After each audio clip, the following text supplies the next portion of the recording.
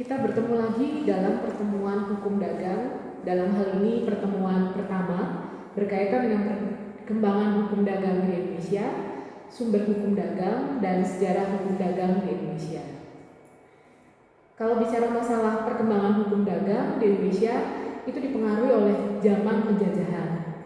Karena adanya proses kodifikasi sebagian demi sebagian, membuat kita perlu mengevaluasi produk peraturan perundang-undangan yang kurang relevan pada zaman sekarang.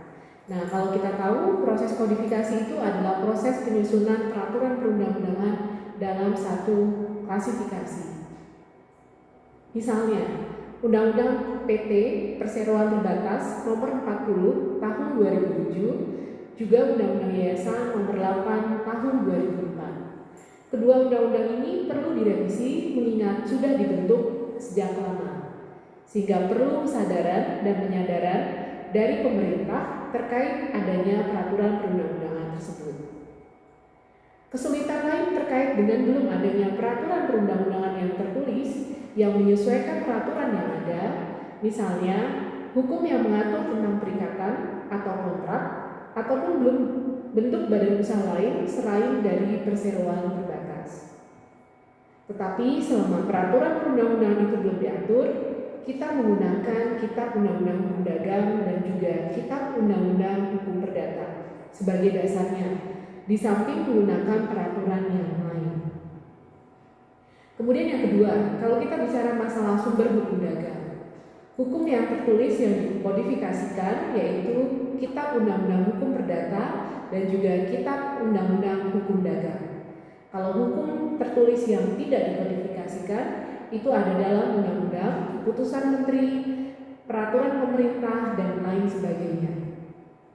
Sumber hukum dagang di Indonesia diantaranya yang pertama, peraturan perundang-undangan. Yang kedua, hukum kebiasaan. Yang ketiga, perjanjian antar negara. Yang keempat, perjanjian perseorangan. Yang kelima, jurisprudensi.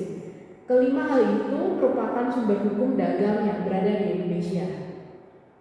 Kemudian kalau kita bicara masalah sejarah hukum dagang di Indonesia, itu kita akan membicarakan sebelum jauh hukum dagang berada di Indonesia.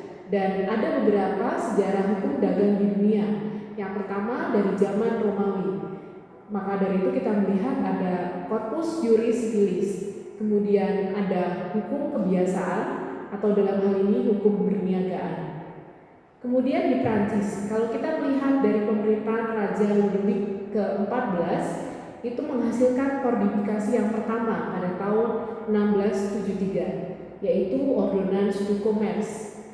Juga ada kodifikasi kedua pada tahun 1681 yang menghasilkan Ordonnance de la Mairie. Kemudian ada juga pemerintahan zaman Kaisar Napoleon Bonaparte yang menghasilkan kodifikasi ketiga yaitu 1807 yang merupakan Code Sivil dan juga Code du Commerce. Kemudian masuk ke Indonesia dalam hal ini Belanda di tahun 1938 meneladani dari Code du Commerce di Prancis diberlakukan Wetboek van Koophandel atau WVK dan juga Burgerlijk atau BW.